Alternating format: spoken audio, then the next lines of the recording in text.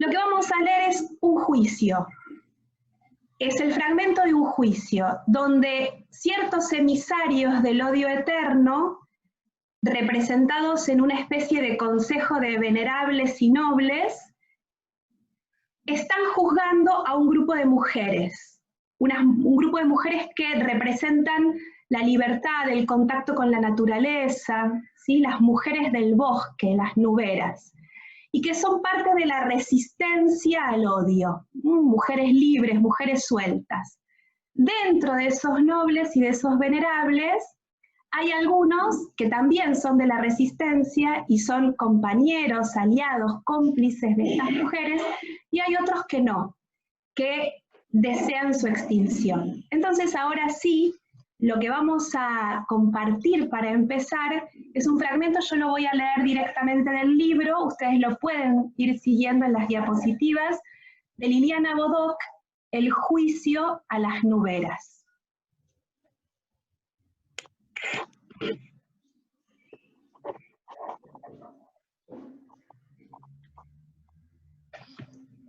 Cabeza Horadada era la elegida para hablar en nombre de todas.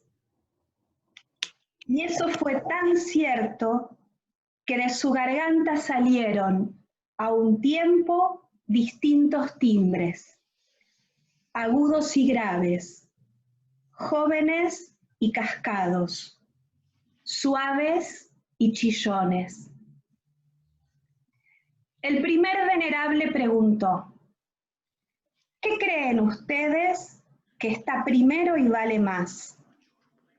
¿Una manzana o la palabra que la designa? Cabeza Horadada sabía que cada una de sus respuestas significaba vida o muerte. Siempre y por siempre, por todos los soles y las lunas, antes y después de nosotras, antes y después de ustedes, una manzana apetitosa estará antes y valdrá más que 1000 palabras. Un murmullo irritado se escuchó en las gradas de la nobleza. Luego, 3 venerables se pusieron de pie, señal que coincidían en la misma pregunta. Si debieran preservar, dijo uno de ellos, 3 cosas y ninguna más, dijo el segundo. El tercero de ellos terminó la pregunta. ¿Cuáles serían? Cabeza Horadada se tomó tiempo para pensar. Nosotras preservaríamos el rito, el error y el juego, respondió. La réplica estremeció a los magos de la resistencia. Ahora, 2 venerables, sentados uno junto al otro, alzaron sus manos encadenadas. También ellos formularían una única pregunta a las nuberas. ¿Qué vale más? ¿Un tiempo prolongado o un tiempo breve? ¿Un siglo o un segundo? Cabeza Horadada tenía prohibido mirar a sus hermanas, pero las sintió firmes detrás de ella. Los tiempos prolongados son útiles, como un libro de prescripciones y mandatos y leyes. El largo tiempo es provechoso y rentable. El tiempo breve, en cambio, es inútil como un verso. Y su percepción es simbólica. Con el tiempo breve nos quedamos. Algunos magos que pretendían salvarlas sin desenmascararse, las interrogaron sobre procedimientos y métodos. pero tampoco esa estrategia consiguió torcer el destino de las mujeres del bosque. Un pequeño fragmento de una narrativa poética para iniciarnos, para entrar en clima, ¿sí? Y bueno, y sumergirnos en esta mañana compartida. ¿Qué cosas preservarían el rito, el error y el juego? ¿Qué tiempo vale más? El tiempo breve, porque su percepción es simbólica. Nosotros vamos a iniciarnos ahora en una actividad que tiene algo de estas características, ¿sí? Fundamentalmente la dimensión simbólica y seguramente cierta dimensión ritual. A ustedes se les pidió que vinieran a este encuentro con un objeto, ¿sí? Un objeto que de alguna manera los narrara, dijera algo sobre ustedes. La realidad es que uno podría presentarse y decir, bueno, yo soy María Luz, vivo en Ramos Mejía, en un edificio, trabajo de esto, de lo otro. Podemos presentarnos así, y también es válido. Pero a veces podemos presentarnos a través de o podemos decirnos más que presentarnos, narrarnos a través de un proceso que nos invita al símbolo.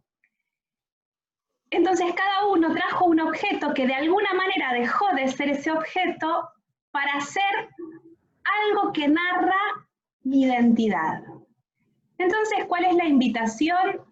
Ahora Agustín nos va a conducir o nos va a proponer a que nos vayamos a grupos, ¿sí? A pequeños grupos, donde cada uno y cada una pueda compartir cuál es el objeto que eligió y qué de sí está narrando ese objeto, por qué lo eligió y qué de sí está narrando ese objeto. Lo que nos puede pasar es que el objeto de uno también provoque cosas en otro. Bueno, vamos a dedicarnos 20 minutitos a este primer momento en pequeños grupos. Y reír del pasado, el amor y la libertad de elegir con sus consecuencias. Unidos en la emoción y en los sentimientos. Dice que se despierta el deseo de querer saber más del otro, ¿sí? Y continuar este diálogo iniciado. Bueno, esto es como un perfume, ¿vieron? Una gotita de esencia de perfume, podemos seguir haciéndolo. Pero ahora queda como este tiempo breve, fuerte, simbólico. Fíjense qué bellas resonancias que fueron compartiendo a partir de este primer momento, ¿sí? Alguien escribe, dice, ¿cómo me asombra o cuánto asombro provoca de cuánto hablan nuestros objetos de nuestra propia historia, cómo son capaces nuestros objetos de hablar de nuestra propia historia, ¿no? ¿Qué capacidad tienen?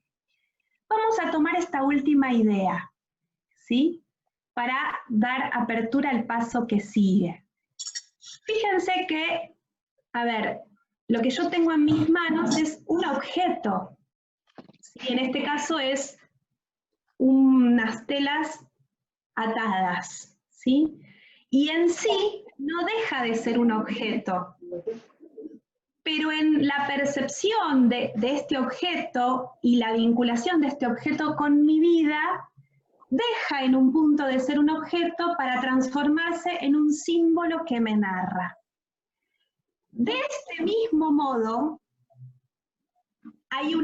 así como hay una distancia entre el objeto y yo, pero a la vez hay una cercanía, porque el objeto no soy yo, pero de alguna manera me narra y me cuenta, de ese mismo modo sucede con la Biblia, ¿sí?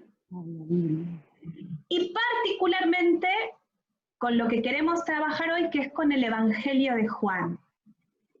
Hay una distancia entre el texto que es el objeto, y aquello que se narra, que en este caso es la experiencia de Jesús, sí, hay una distancia. Necesariamente el Evangelio o los Evangelios se identifican directamente. ¿Cómo se busca el Evangelio? No. ¿Con la persona de Jesús? Sí y no, como el objeto.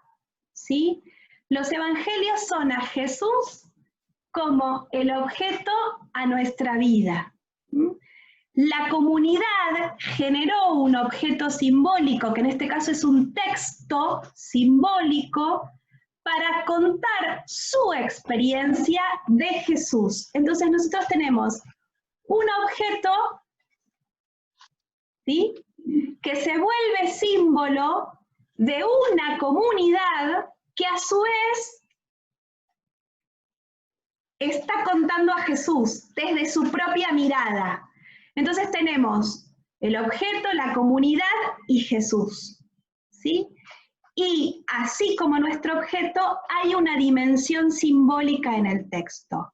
¿Esto dice quiénes somos? Sí, claro. El Evangelio dice quién es Jesús y qué experiencia de Jesús tuvo la comunidad.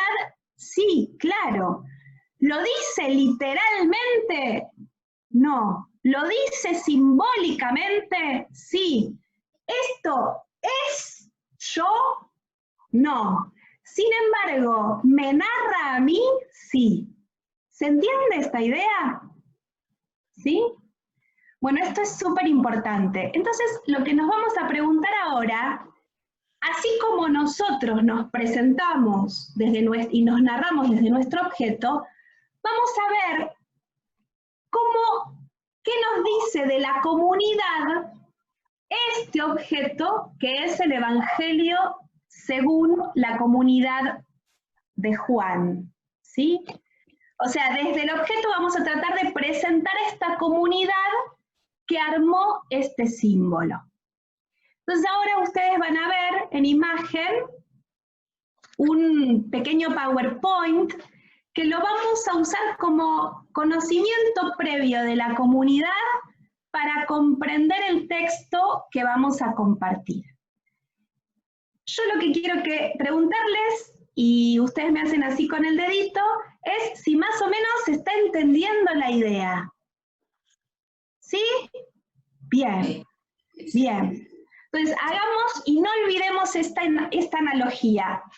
El Evangelio con mi objeto conmigo, el Evangelio con la comunidad y atrás de la comunidad Jesús. ¿Sí?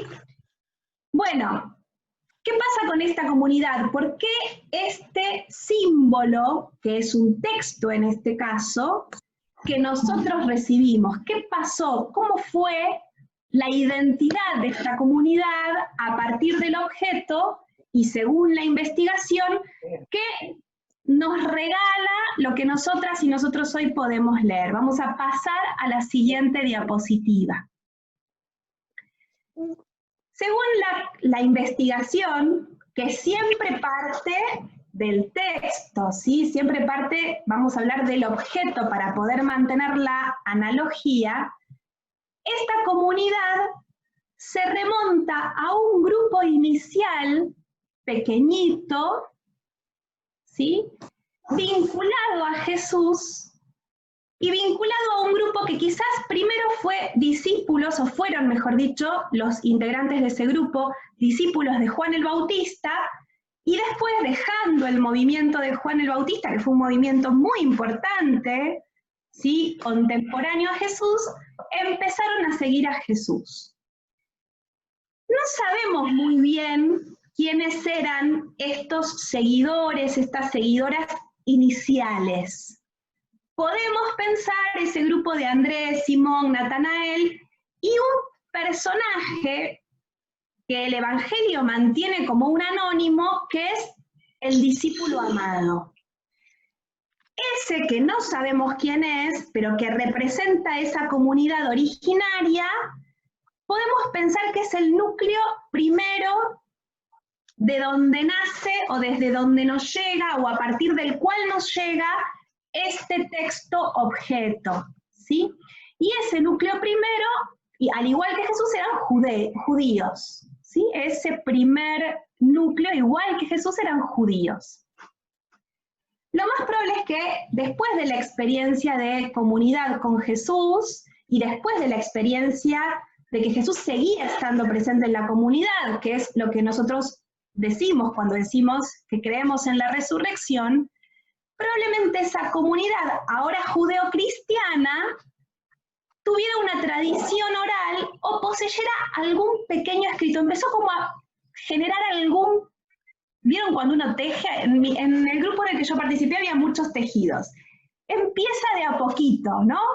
Y después va sumando en un tejido. Bueno, quizás esa pequeña comunidad tuvo una tradición oral y puso algo por escrito. Lo que luego sucedió con esta comunidad, este PowerPoint igual no necesitan tomar apuntes ni nada porque les va a llegar a todos. Así que es para ir como comprendiendo la secuencia vital, decimos nosotros, ¿no? ¿Qué fue pasando?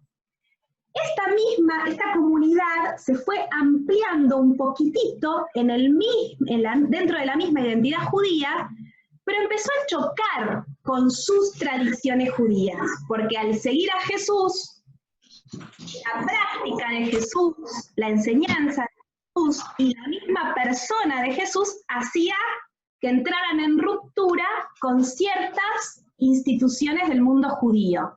Entonces, esta comunidad, que si bien era seguidora de Jesús, tenía una identidad anterior que era judía, empezó en crisis con esa historia previa, ¿sí? Y ahí esta comunidad se empieza a abrir, porque empieza a correrse del mundo judío para abrirse a otros mundos, ¿sí? Y entra a confrontar con el mundo judío, y eso va a hacer que no le vaya tan bien. Entonces ya hacia el año 70, 80, esta comunidad tiene una confrontación fuerte con su propia historia, se está abriendo a otros mundos, al mundo de los samaritanos, de los paganos, y empieza como a entrar en tensión. Vamos a pasar entonces a la siguiente diapositiva. Creo que sí. Esa tensión genera un conflicto grande, ¿sí? Esta comunidad es tan grande la tensión con el mundo al que pertenecían, que era el mundo judío, que empieza a ser perseguida, acusada, ¿sí? Instigada. Entonces esta comunidad, en esa reapertura que tensa y pone en crisis, va viendo la necesidad de que el tejido inicial, primero oral y después un pequeñito, por ahí, núcleo escritutario de escritura, empiece a tomar un cuerpo más grande. Así, hacia finales de los años 90, más o menos, fíjense, Jesús muere hacia el año 30, la comunidad se forma como seguidora y seguidores de Jesús dentro del ámbito judío, después confronta con el judaísmo, se abre a otros mundos. Ya sobre el final del siglo, esa confrontación, esa apertura genera una crisis, una tensión que hace que tengan que empezar a fijar, ¿no? Como a elegir y a darle cuerpo a la experiencia de su propia identidad. Ahí es donde empiezan a hacer el evangelio que atribuimos a Juan, ¿sí? En este momento de la comunidad. Y la comunidad ha hecho un camino, esta comunidad, detrás de este evangelio, tan inédito y tan propio, que a su vez va mostrando ya no solo una confrontación con el mundo judío, sino cierta confrontación con las otras comunidades cristianas que tenían otros modelos, particularmente el modelo de la estructura más jerárquica, ¿no? Que llamamos las iglesias apostólicas. Pedro, Santiago, ¿sí? Ese modelo más organizado de un modo apostólico. Esta comunidad es una comunidad en realidad de seguidoras y de seguidores. Esa confrontación, ven que son como sucesivas confrontaciones. Es una comunidad que todo el tiempo se está repensando porque siempre está en tensión y en novedad. Esa confrontación dentro del mismo cristianismo hizo que hacia ya finales del año 100 y ya iniciando el siglo II, tuviera que revisar un poco todo su camino para poder como fortalecerlo a partir de otra nueva crisis, que es a esta comunidad que era muy abierta y muy permeable, se le estaba metiendo como una suerte de ideas que ponían más el acento en el conocimiento que en la vida. Entonces ahí no solamente termina de escribirse el Evangelio, sino que alguien de la comunidad escribe lo que nosotros llamamos las cartas de Juan, que son cartas atribuidas a un tal Juan, que lo que hacen es iluminar al Evangelio y el Evangelio iluminar a las cartas. Esas cartas, el núcleo central de la predicación es que Dios es amor, y aquel que dice que ama a Dios pero no ama al hermano es un mentiroso. Entonces confronta con esta idea de que solo vale el conocimiento y no la vida, ¿sí? Este es el camino, ¿ven? Esta es la secuencia vital de la comunidad que nos trae este texto donde esta comunidad está narrada. Por eso decimos que este texto en realidad no es un texto de un autor, sino de un montón de autores. Y ahí vamos a pasar al siguiente, a la siguiente diapositiva. Nosotros atribuimos el cuarto evangelio, y eso es una atribución que ha hecho la Iglesia ya en el inicio, para darle una autoridad, digamos, apostólica, de algún apóstol con nombre y apellido, atribuir este objeto simbólico, este texto, para que, digamos, no, para autorizarlo, ¿sí? ¿Por qué? Porque es diferente, porque plantea otras experiencias cristianas, quizás alternativas a cierta oficialidad en esos tiempos, que era la comunidad cristiana apostólica. Entonces, para darle un marco de autoridad, este objeto, o a este objeto se le atribuye un autor que es un apóstol. Pero fíjense que ya en el siglo III, hay un padre de la Iglesia, Eusebio de Cesarea, decía que había un problema sobre quién había escrito el cuarto evangelio, y ya ahí había un debate. Para Eusebio, siguiendo a otro padre, a Papías, decía que era un tal presbítero Juan, pero no el apóstol Juan. San Jerónimo también, ya directamente San Jerónimo lo afirma respecto de las cartas, que no son del apóstol Juan, sino, entonces ya en el inicio del cristianismo, en los primeros siglos, ya los padres de la Iglesia decían, bueno, esto es una obra comunitaria. ¿Sí? Así como yo tengo un objeto que me narra o que me ha narrado, el Evangelio narra la experiencia de Jesús de una comunidad, y la autoría es también comunitaria. Vamos a entrar al texto, ¿sí?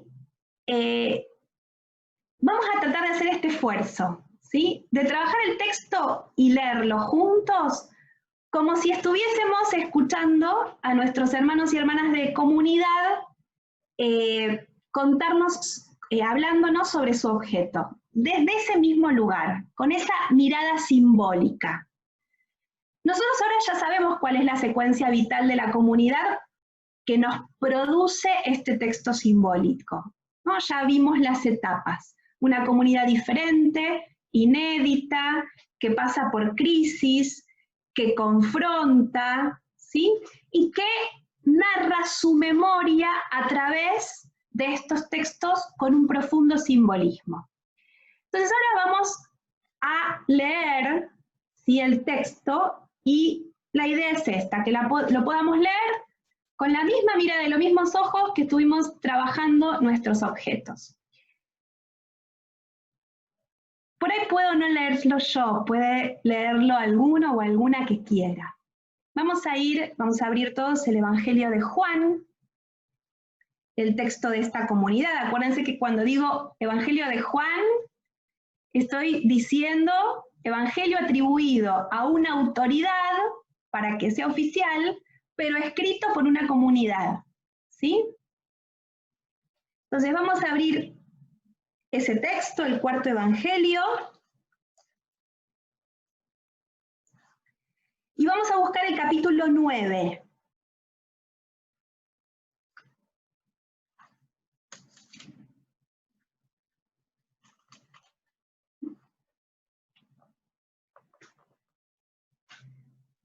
Y quien quiera, invitamos a alguno o alguna a que pueda regalarnos la lectura, así cambiamos un poco la voz. Jesús, luz que juzga al mundo. Sexto signo, el ciego de nacimiento. Mientras caminaba, Jesús vio a un hombre que era ciego de nacimiento. Sus discípulos, al verlo, le preguntaron: Maestro, ¿por qué nació ciego este hombre? ¿Fue por un pecado de él o de sus padres?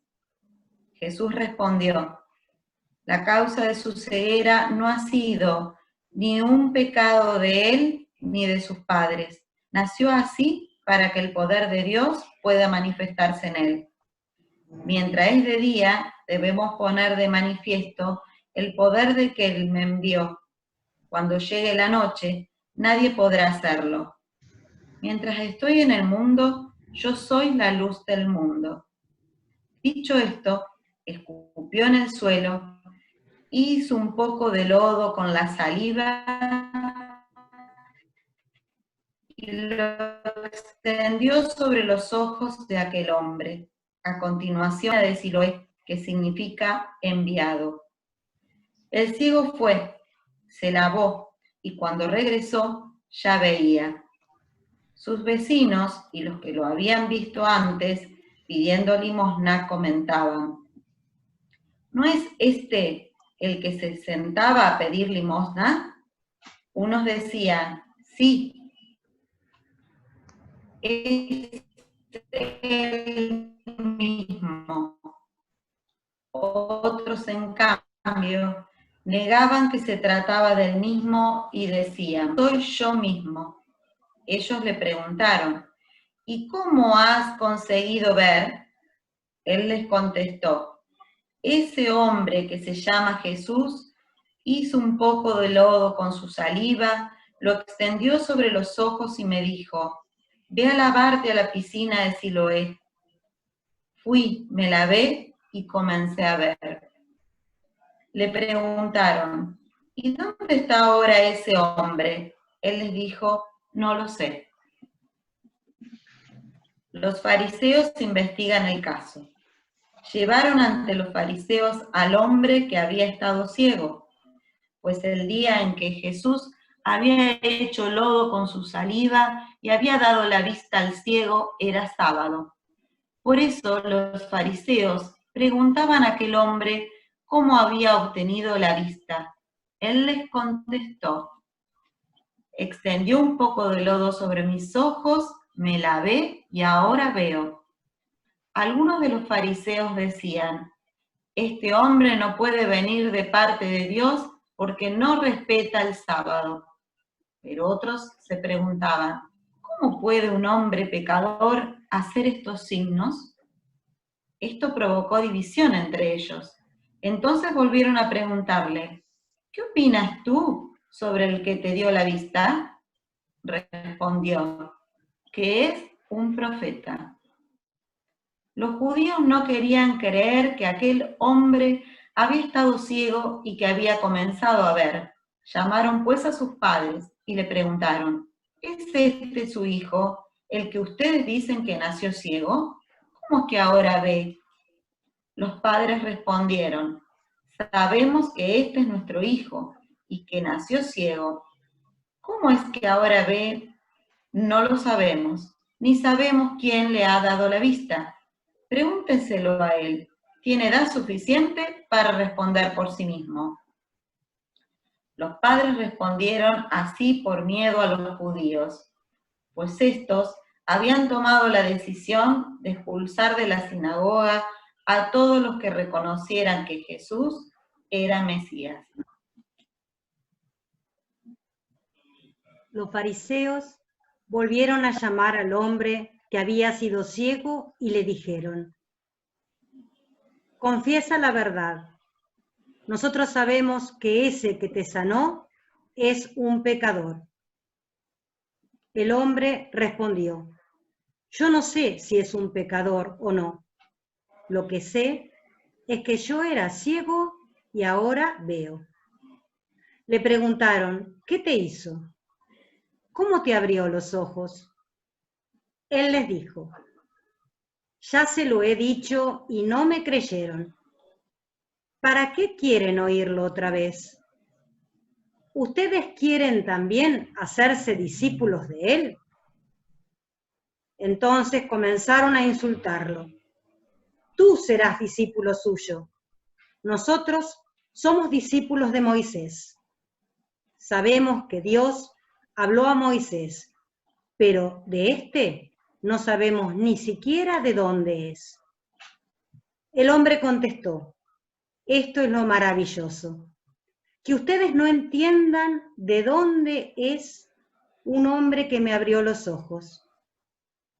Todo el mundo sabe que Dios no escucha a los pecadores, sino a los hombres buenos que lo respetan y hacen su voluntad. Nunca se ha oído decir que alguien haya abierto los ojos de un hombre de nacimiento. Si éste no viniera de parte de Dios, no podría hacer nada de eso. Le contestaron ellos: desde tu nacimiento estás en pecado y vienes a darnos lecciones a nosotros. Y lo expulsaron. Jesús supo que lo habían expulsado y al encontrarlo le dijo: ¿crees tú en el Hijo del Hombre? Este le contestó: ¿quién es, Señor, para que crea en él? Jesús le dijo: tú lo estás viendo. Soy yo, el que habla contigo. Él dijo: creo, Señor, y se arrodilló ante él. Jesús dijo: he venido a este mundo para iniciar una crisis. Los que no ven, verán, y los que ven van a quedar ciegos. Algunos fariseos estaban al lado de Jesús y le dijeron: ¿y nosotros también somos ciegos? Jesús les contestó: si fueran ciegos, no tendrían pecado. Pero ahora ustedes dicen que ven, y con eso están en pecado, y el pecado se queda. Muchas gracias, ¿sí?, a quienes nos regalaron la lectura de esta página maravillosa, ¿sí? Vamos a... Ahora, ¿cuál es la propuesta? ¿Sí? Es un texto largo y es un texto como con muchos procesos adentro, ¿no? Si tuviésemos un tejido, tendríamos que ir viendo las lanas de distintos colores que van atravesando este texto.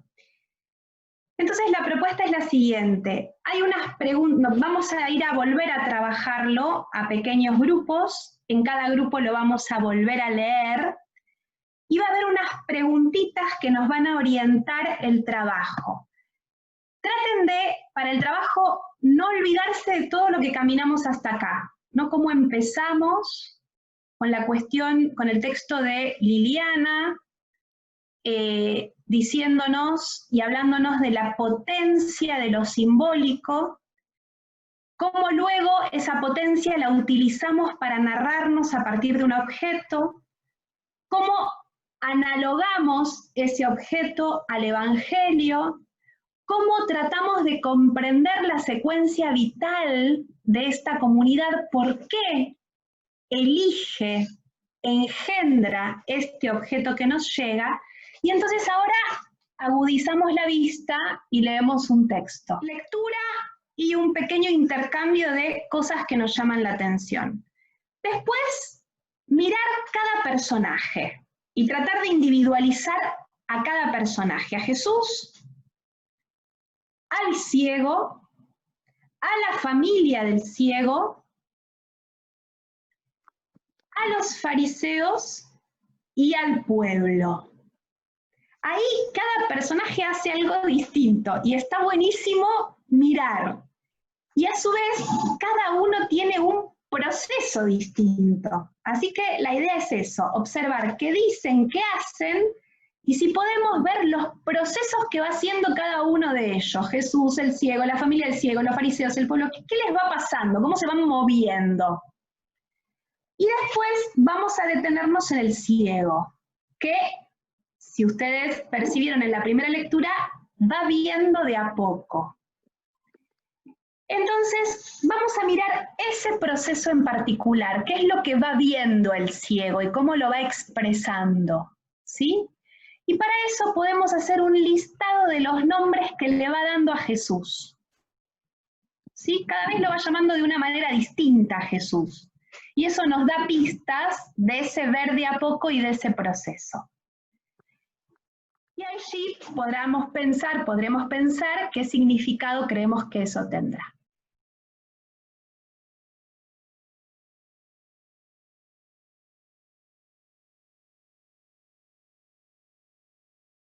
Jesús y sus vidas y venidas, y que no la tenían tan clara tampoco, ¿no? Porque la ley dice esto, pero Jesús no dijo esto, y Dios está acá, pero no está acá. Entonces fuimos viendo todo el proceso, ¿no? Y cómo además la comunidad se va agrandando, ¿no? Desde el Jesús, el ciego, discípulos, vecinos, la gente, ¿sí?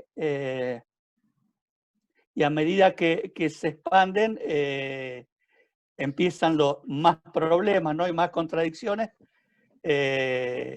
entre lo que habían aprendido de Jesús, que es Dios, y lo que les decía la ley, ¿no? Y hablábamos de ceguera espiritual, ¿no? De que iban de a poquito aprendiendo a ver, ¿sí?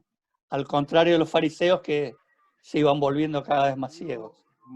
Vimos muchas tensiones en las comunidades, o sea, cómo se reflejan las tensiones en las comunidades, cómo el texto está bárbaro, esto de que representan los judíos, la familia, el mismo ciego, Jesús, como que hay permanentemente tensiones, ¿no? La familia como que se lava las manos, que no se juega, los fariseos, y también veíamos esto de que obviamente es una construcción, esto, porque es impensable pensar que ante la evidencia de un milagro o de un signo tan portentoso como la cura de un ciego, no vamos a quedar en si fue sábado o no fue sábado. Nadie podría quedarse en ese detalle. Y esto de, comparándolo con lo que nos decía Luján antes, de las tensiones, a mí se me venía a la cabeza esto de las tensiones con las iglesias apostólicas, y primero con los judíos, después cómo que se muestra todo esto de la tensión, ¿no? Nada más que eso. Muchas gracias. Vamos entonces seguramente muchos y muchas de nosotras tenemos bastantes cosas para compartir, pero vamos a retomar desde lo que se ha puesto, digamos, a girar en esta mesa sobre esta pregunta, o en esta rueda, digamos, virtual, sobre esta pregunta. Ahí estamos, muy bien, perfecto. Fíjense, ¿no? Primero identificamos el signo, la ceguera. Después se habló de una procesualidad. Luego se compartió de que este texto nos está hablando, en realidad la comunidad se está mostrando en un texto símbolo. Y desde ese texto, contándose a sí misma, está trayendo a Jesús. Y que al contarse va diciendo que va viendo de a poquito. El texto lo va marcando con mucha claridad. Fíjense cómo el ciego habla de Jesús. Primero dice en el versículo 11, ese hombre que me curó se llama Jesús. Ese hombre. En el versículo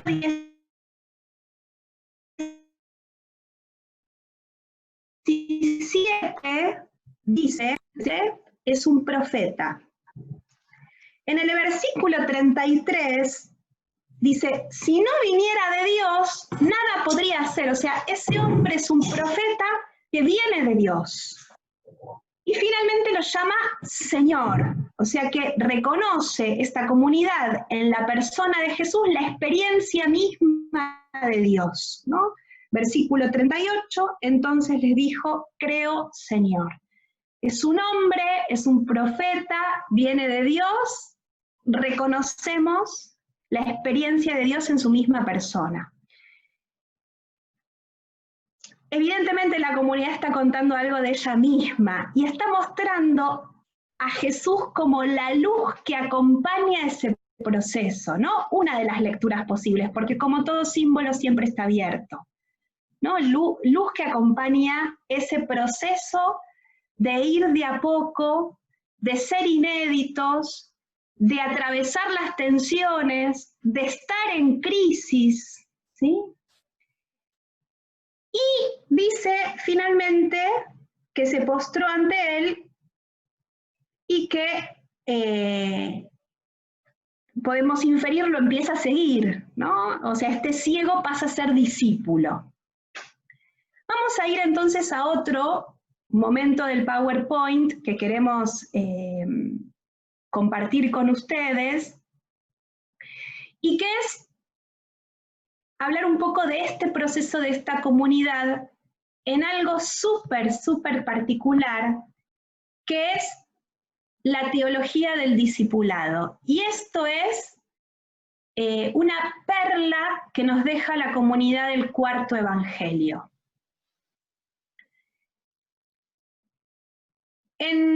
Nosotros en los Evangelios estamos muy acostumbrados a leer en Mateo, en Marcos y en Lucas la expresión apóstol, que quiere decir enviado.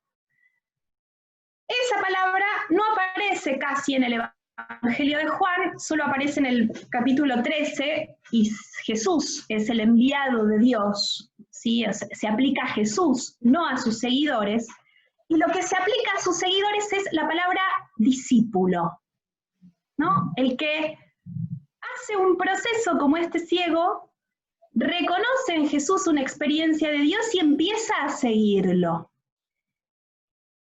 El discípulo por antonomasia que aparece en este texto es el discípulo amado, que no tiene nombre. Ahí ustedes van a poder leer, cuando tengan este PowerPoint, todas las citas, ¿sí? Todas, sobre el discípulo amado, y nunca aparece su referencia, nunca. Entonces, otra cuestión que tenemos que deconstruir es identificar al discípulo amado con Juan, ¿sí? Eso viene del último texto donde dice, ese discípulo es el que da testimonio y las ha puesto por escrito, ha puesto ese testimonio por escrito. Pero nosotros ya vimos que el escrito es producto de la comunidad. Entonces, el discípulo amado tiene que ver con eso, es una figura que representa a la comunidad, no tiene nombre y guarda ese anonimato celosamente para que toda la comunidad se pueda leer a sí misma en esa expresión. Y esto es una muy buena noticia. Esto es buena noticia. Porque cuando nosotros hablamos de discípulos, también hablamos de discípulas, ¿sí? Y ser discípulo o discípula es la dignidad fundamental a la que nos invita el Cuarto Evangelio. Justamente por ese conflicto también con las comunidades apostólicas. O sea, ¿por dónde pasa el seguimiento a Jesús? ¿Por una cercanía mayor y una misión diferenciada, como podríamos pensar en ciertos textos apostólicos? No. Pasa por el seguimiento y por construir comunidad inédita a partir de ese seguimiento. Vamos a pasar a la siguiente diapositiva, algunos rostros discipulares femeninos en el cuarto evangelio. Lo que decíamos, ¿sí?, de el discipulado, tiene esta buena noticia, que la condición de discípulo y de discípula es universal, ¿sí? Leo, en el cuarto evangelio la figura central no es el apóstol, sino el discípulo. Es el discípulo, la discípula, quien asegura la fidelidad a la tradición de Jesús, al mismo Jesús. Entre los discípulos hay varones y mujeres. La tradición del discípulo amado, por lo tanto, integra a la mujer a lo que es principal, ser discípulo, ser discípula. Esto es fundamental en el cuarto evangelio, tan fundamental que hay mujeres clave en toda la obra, así, atravesando toda la obra del cuarto evangelio. El primero de los textos, el primer signo arranca con María, que es llamada mujer en ese texto, como sinónimo de un colectivo, que es la comunidad, que es la que hace venir la hora, es la comunidad la que va generando la hora, que es la manifestación de Dios, ¿sí? María. La samaritana, ahí en el pozo, también un carácter esponsal tiene ese texto, que es la anunciadora en una realidad diferente, incluso hasta adversa. La pecadora pública, que pone en cuestión toda la secuencia de la ley, ¿dónde está la ley? ¿Sí? Pone en cuestión claramente la secuencia de la ley. Marta y María, estas hermanas, ¿sí? Jesús que va a la casa de Lázaro, Lázaro ya había muerto, otro texto que es un signo también, un símbolo, y Marta que confiesa que Jesús es el Mesías, el Hijo de Dios, lo mismo que en otros textos lo confesó Pedro, en este texto lo confiesa Marta. María Magdalena, ¿sí? La enamorada en el jardín, que representa a la comunidad que reconoce al Jesús viviente. Entonces, esto es una buena noticia. Y con esto nos vamos a quedar, así como juguito anticipatorio, para los próximos encuentros. Un evangelio de una comunidad que hace un trayecto totalmente alternativo y diferente, incluso en confrontación, ¿sí?, con los apóstoles, en algunos casos, pero que es capaz de narrarse a sí misma esta comunidad y generar una experiencia de seguimiento distinta. Vamos a mirar la última pregunta, porque nosotros también somos comunidad, y también vamos construyendo el seguimiento a Jesús. Somos discípulos y discípulas todos. Y todos nos hermanamos en esa realidad de ser discípulos. Entonces, ¿qué vamos a hacer ahora? Vamos a leer esta pregunta, vamos a dejar unos segundos para interiorizarla, y luego en el chat, ¿sí?, vamos a ir escribiendo cada uno de manera personal las resonancias a esta pregunta.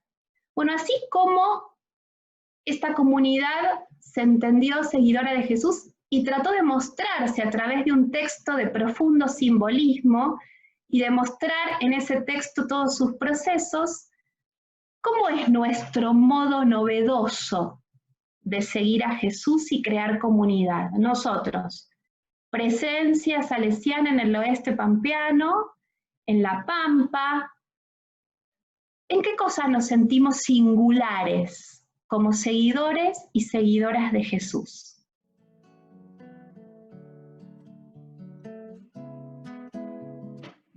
Estar atenta a las necesidades de todos los que están cerca.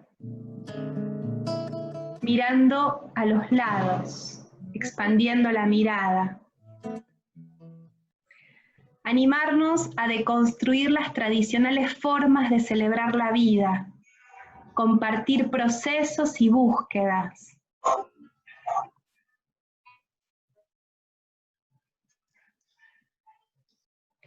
Acá no llega al privado, siento que esta buena noticia relata mi proceso lento pero firme. Jesús es luz a pesar de las piedras del camino.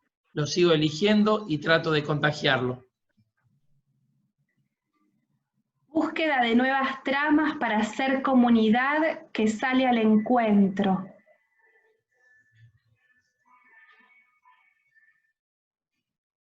Compartir la vida con la comunidad, compartir con los que están solos, ayudar al prójimo, creer.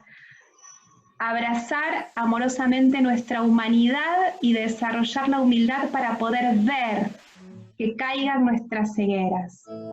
Escuchando y mirando, de ahí siempre sale la ayuda, la manera de ayudar a otros. Hacerlo presente en todos los lugares donde me muevo, a veces con palabras, otras con gestos. Tratar de ver lo que nosotros no ven. Llevar a Jesús a quienes sabemos que se hacen indiferentes, pero andan en la búsqueda.